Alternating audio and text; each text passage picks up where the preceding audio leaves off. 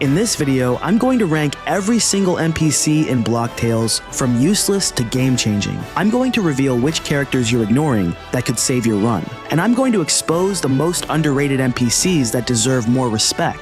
But first, let me show you the ranking system that reveals each NPC's true value. Most players have no idea how to measure what makes an NPC useful. We're looking at three main things: story progression power, item rewards, and information value. Some NPCs can block your entire playthrough if you ignore them. Others give you game-changing items that most people never discover. The difference between knowing which NPCs matter and which ones don't could be the difference between beating the game and getting stuck forever. Tier F, barely helpful NPCs. The bottom tier is filled with NPCs who barely do anything useful. These are characters who give you tiny benefits that don't matter much.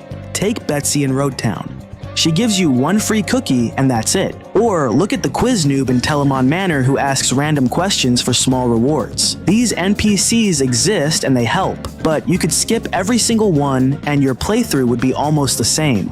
Other Tier F NPCs include most of the random residents in towns who just say hello, background characters in hotels and cafes who don't sell anything important, and those weird NPCs like the balloon clown who only exist for specific badges. They're not useless, but they're close. Tier D, somewhat useful NPCs. Moving up to Tier D, we find NPCs who provide small but real benefits. These are the characters you'll probably interact with, but won't change your experience much. Card vendors like the sketchy figure fall into this category. Yeah, cards can be powerful, but this guy only sells a few basic ones for bucks. The annoyed-looking guy in the park sells challenge cards for just 1 tix each. That sounds amazing until you realize they only make the game harder for tiny rewards. Basic item shop owners like Lorenzo fit here too. He sells HP and SP recovery items, which you need, but you can get these items from tons of other sources. Transport NPCs like Fisherman Fred are useful for getting around, but once you know the routes, you might not need them again.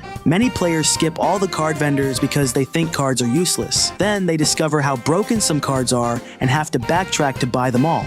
The NPCs in this tier teach you that every little bit helps, even if it's not game-changing. Tier C, actually helpful NPCs. Tier C is where NPCs start becoming helpful for your playthrough. These characters provide services or items that make your journey easier. Librarian Larry is the perfect example. This guy provides stat respec services for ticks, which is valuable if you mess up your character build. Learning about stat respec changes how players build their character. Many get stuck with terrible stats until they find Larry.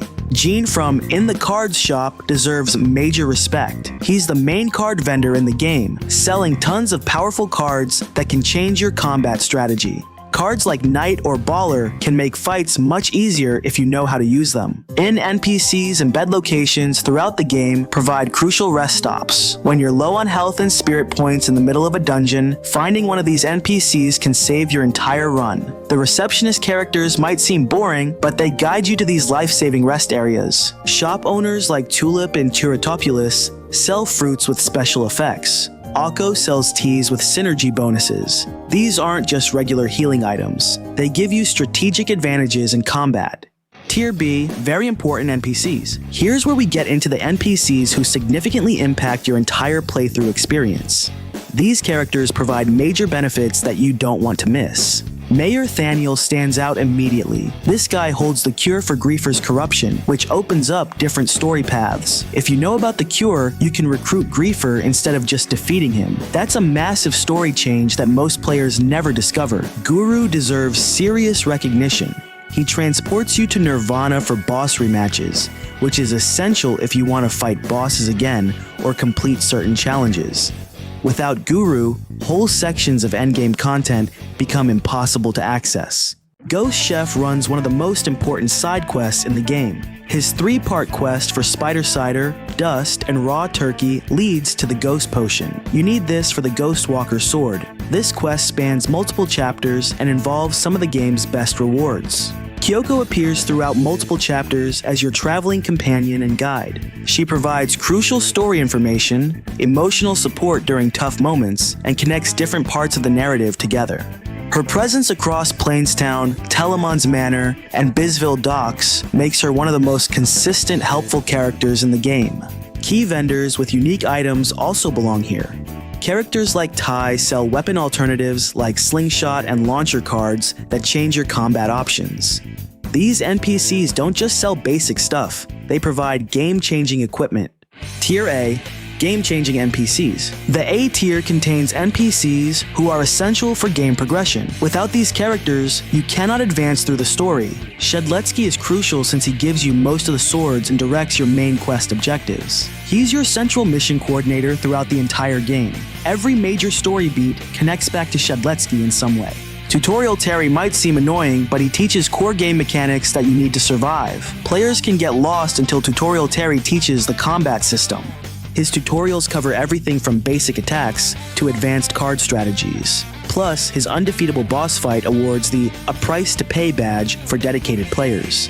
Mayor Monty provides the Adventurer's ID, which you need to access the mountain areas. Without this ID, the Road Town toll booth officer won't let you pass, and your entire adventure ends right there. This one NPC controls access to most of the game's content. Tier S, Essential NPCs. The S tier represents characters who are blocktails. These NPCs form the foundation that the entire game is built on. The player character belongs here since you are this character. Without the player, there is no game. But the real S tier belongs to the major boss characters who drive the entire story forward.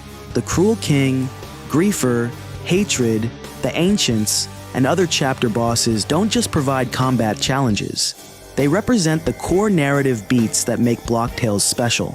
These bosses have complex backstories, character development, and story significance that goes beyond just being enemies to fight.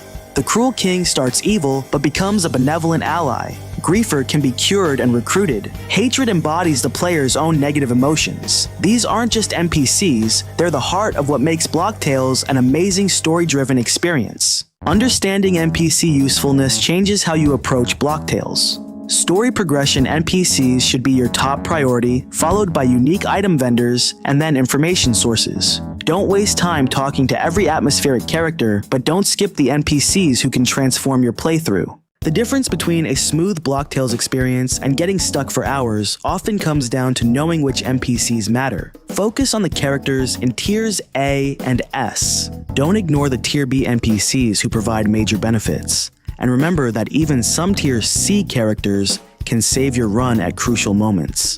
The thing is, knowing NPC usefulness is useless unless you know the secret dialogue options that unlock hidden rewards. Most players never discover the special responses that give you exclusive items and story paths.